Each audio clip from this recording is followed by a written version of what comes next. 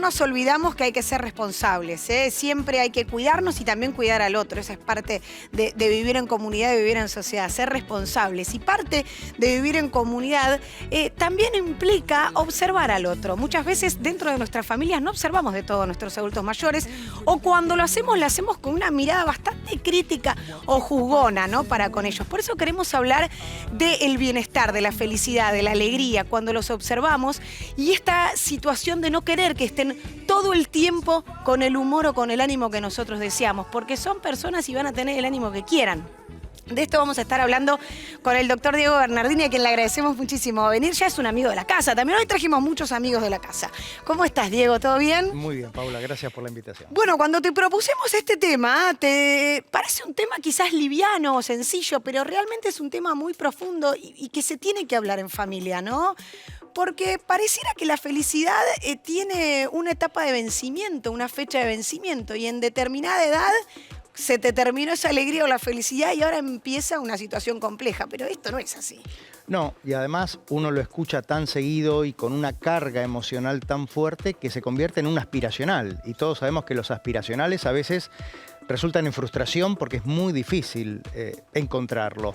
Yo recuerdo un paciente al cual una vez le pregunté qué era la felicidad para él y me lo sintetizó muy rápida y finamente. Me dijo, es acupuntura, como diciendo, es algo que te toca cada tanto. Por eso me parece muy buena la idea que vos mencionaste de bienestar, que son dos palabras. Bienestar, que es más amplio, es más amigable, es menos, como te digo, es menos carga. Es menos carga porque parecería ser que si no estás feliz, si no estás contento, si no estás saltando, sos un tonto o la estás pasando mal. Y no nos olvidemos que el bienestar, y si se quiere parte de la felicidad o como tal, es una emoción como todas las que conforman la personalidad humana. Tener objetivos, tener un horizonte, proyectos, ¿eso es parte de lograr este bienestar? Sí, la búsqueda creo que tiene que ver con nuestra naturaleza humana. Milan Kundera dijo que la felicidad, por llamarlo así ya que estamos hablando de esto, son las ganas de repetir. Entonces me parece que todos podemos perfectamente identificar qué nos gusta y qué nos gustaría seguir repitiendo. Y hay un punto muy interesante que vos mencionaste, que son esas etiquetas sociales. Parecería ser que a medida que nos hacemos mayores y de repente nos ponen la etiqueta de jubilado o de abuelo o de viejita o de viejito, como se dice ahora, nos cancelan para otros aspectos. Y vos fijate, nosotros vamos a llegar a esas edades, o las personas que hoy están llegando a esas edades o las están viviendo, son personas que ya saben lo que les gusta, que ya han experimentado y tienen no solo esa experiencia, ese bagaje de vida, sino que tienen libertad y tiempo para elegir. Entonces es cuando más opciones tenés dentro de ese menú que te impone la vida, ¿no? Ahora, ¿hay algo físico, hay algo químico que nos pasa cuando vamos creciendo con la pérdida del deseo, con la pérdida de las ganas? ¿O es solamente emocional? No, es emocional, porque, a ver, lo que se pierde llegado el caso o son las oportunidades o disminuye la frecuencia. Pero no se pierde el deseo, no se pierden las ganas. Quizás cambian también los tiempos, porque hay un enlentecimiento, hay una pérdida, si se quiere, también de fuerza, una pérdida de coordinación, de flexibilidad, que no se puede decir que es en todas las personas, pero claro, físicamente empiezan a aparecer más limitantes. Pero cognitivamente y emocionalmente es al revés, porque ya sabemos qué queremos, ya sabemos qué nos gusta. Hay investigaciones muy interesantes que hablan de que hay cierta, como veníamos diciendo, cierta lentitud en tomar decisiones, pero son decisiones más acertadas, más asertivas, como se dice ahora. Entonces, esto es interesante. Una cosa o una limitante es la fuerza, la posibilidad, y otra cosa es el deseo. En el deseo no hay pérdida, se mantiene prácticamente hasta el último día. ¿Qué nos pasa a nosotros como familiares cuando vemos a nuestra mamá o vemos a nuestra abuela en una situación quizás pasiva y la identificamos como, bueno, la verdad es que, no sé, está como demasiado quieta, no se mueve mucho, no tiene ganas de hacer nada? Hay como una mirada juzgona, pero también una mirada de protección de la familia, como diciendo, está teniendo un cambio muy abrupto. ¿Cómo se aborda esa situación? Mira, esa mirada compasiva, como vos decís, es bastante correcta, es humana y es lo que corresponde. Lo que a veces, y ahí está el fino límite, es cuando empezamos a decidir por el otro, considerando lo que supuestamente para nosotros es mejor que ellos. Una cuestión es estar triste, estar angustiado. A medida que nos hacemos mayores, hay mayor frecuencia de duelos, de pérdidas, pequeños duelos, pequeñas pérdidas, pero que están allí presentes y que hay que respetarlas. La palabra duelo viene de dolor, lo tenemos durante toda la vida, porque en toda la vida, a lo largo del curso de vida hemos tenido pérdidas, y por supuesto en las personas mayores esto probablemente ocurra con mayor frecuencia. Cada persona mayor, que es muy diferente a las otras porque lo que lo caracteriza es la diferencia, lo va a expresar de distintas maneras. Otra cosa es la depresión, y ahí hay un tema médico o clínico que es muy importante. No todo, y vamos a ponerlo en estos términos, no todo viejito o viejita que está triste está deprimido.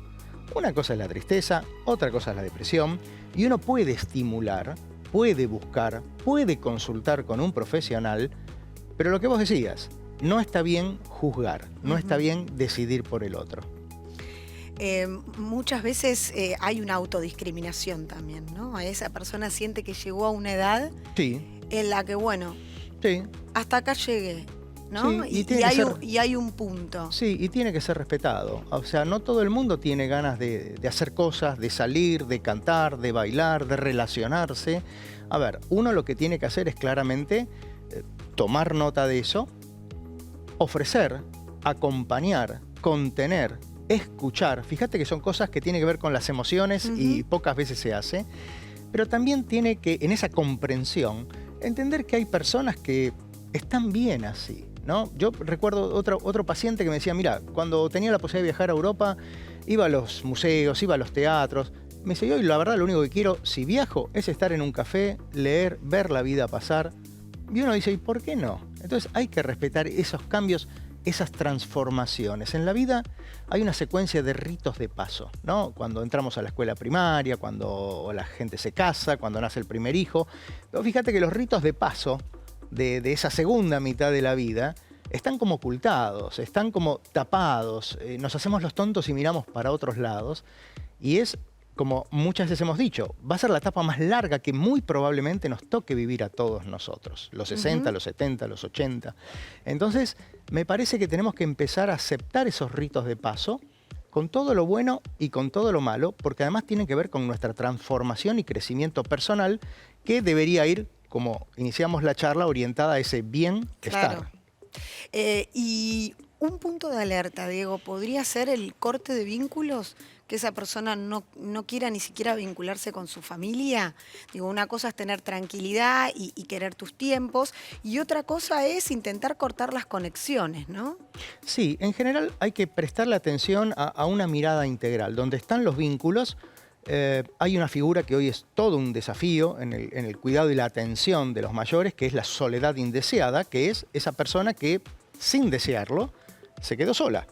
Porque falleció su pareja, porque se separó, porque sus hijos se fueron fuera de la ciudad, porque los vecinos cambiaron. A esa persona hay que estar atento. Y estos cambios suele responder a esos vínculos, como bien decís. Y también hay otros aspectos que tienen que ver quizás con un abandono, con una pérdida de peso por falta de cocina o falta de alimentación. O sea, con determinados aspectos que uno empieza al famoso 2 más 2 son 4, ¿no? Empezar a sumar y decir, bueno, aquí pasa algo. Pero también reconociendo que solitarios hemos conocido todos en nuestras vidas, y esas personas seguramente envejecerán de manera solitaria y tiene que ser respetado. Hay un momento en donde, bueno, o por lo menos nosotros yo tengo 43 y en mi grupo entre 40 y 50, mis padres ya no están, pero bueno, hay adultos mayores en mi familia, pero los adultos mayores de la familia, por lo general en las conversaciones de entre 40 y 50, la palabra es, las conversaciones se volvieron un poco lúgubres, ¿no? La necrológica está siempre. Y lo tomo como en chiste, aunque es muy doloroso, pero ¿por qué lo tomo como en chiste? Porque cada vez la iniciación de conversación con ¿sabés quién falleció o sabés quién se fue? Es más cotidiana. Por eso en mi grupo decimos se vinieron las conversaciones necrológicas, pero esto suele pasar. Y es raro que lo tomemos con tanta naturalidad, digo, porque ese adulto mayor lo empezó a tomar con naturalidad. Y es raro que nosotros como familia lo tomemos con naturalidad. ¿Cómo lo tenemos que abordar? ¿Tenemos que cortar esa conversación y decir, no quiero que me hablen más de los fallecidos en el barrio? ¿O no? ¿O lo tenemos que abordar porque en realidad la muerte está un poco cada vez más cerca? A ver, la muerte es parte de la vida. es la única certeza y, como dice un amigo, además de pagar la tarjeta de crédito a fin de mes. Pero es la única certeza que tenemos, nadie vivió para contarla. Y me parece que una característica de la cultura occidental es que hemos dejado de lado como que no lo queremos la muerte. hablar, ¿no? No lo queremos hablar. Hay personas que no pueden ni siquiera hablarlo ni mencionarlo, y vuelvo a esto, debe ser respetado. Pero yo creo que en la medida en que corramos ese telón, que lo aceptemos, que entendamos que forma parte de la vida, y además, claro, a los 40, a los 50, ya empezás a tener pérdidas desde este punto de vista, ¿no? De fallecimientos que hay, y me parece bien que hay que hablarlo. Lo que no hay que hacer es, cuando esa persona mayor toca el tema y lo empieza a hablar, es decirle, ay, no empecemos con estas pavadas, hablemos de otras cosas. Ese es el punto, y creo que nos pone enfrente una posible pérdida a nosotros como familiares, y creo que nos cuesta a nosotros hablar del tema, no a ellos. Exactamente. En general, las personas mayores están muy preparadas, más que nosotros, como bien dijiste, para afrontar ese momento. Lo que no tenemos que hacer es subestimar, es quitarle importancia. Hay que escuchar, hay que abrazar. Si hay que llorar, lloramos con ellos. Si ellos empiezan a llorar, no hay que sentirse incómodo. A veces una mirada, un abrazo, una contención de ese tipo es mucho más efectiva que esto que decimos. Hablemos de cosas importantes, o papá, no te hagas problema por esto. No es un problema, pero es una situación que claramente lo está afectando, lo está interpelando. Y nos damos cuenta, obviamente, si esa es la única charla, que no estás charlando demasiado con tu familiar, ¿no? Porque en una charla, digo, siempre hay otros temas. Quizás Totalmente. Si te comenta solamente eso es porque solamente hablaste 5 minutos con ese adulto mayor. Porque si no, la verdad es que en charlas se atraviesan diferentes puntos, ¿no? Con lo cual, ¿cuánto influye la charla, la conversación con ese adulto mayor? ¿De hijos, de nietos? Es muy importante. Y yo creo que lo que hay que hacer es abrir esos espacios, abrir esa posibilidad de escucha, no interrumpirlos, no juzgarlos, pero por sobre todas las cosas, pensar también cómo nos gustaría a nosotros el día de mañana. Que nos escuchen, que nos presten atención, y no en esas mesas que uno a veces ve, inclusive las ve en las películas muy representadas, donde el viejito o la viejita está en el fondo, como se suele decir, para que no joda, para aislado, que no hable, ¿no? claro, aislado. Y me parece que lo que tenemos que hacer es integrarlo, porque ese señor o esa señora que está en el fondo de la mesa, vamos a ser nosotros el día de mañana. Entonces me parece que ahí está el punto interesante, por lo menos para los que hemos vivido, como a mí me tocó vivir, la clásica mesa italiana-española con abuelos, abuelas. Aparte, con el griterío está complicado muchas veces. Pero se ponen en audífono, como hace mi suegra, y pueden hablar y escuchar perfectamente. Ahí está. Porque claro, con el paso del tiempo va cambiando lo físico, pero uno se puede ir ayornando, puede ir avanzando también y estar presente, como dice el doctor Bernardini, en esas mesas. Gracias. Paula, muchísimas gracias, Diego, por haber venido.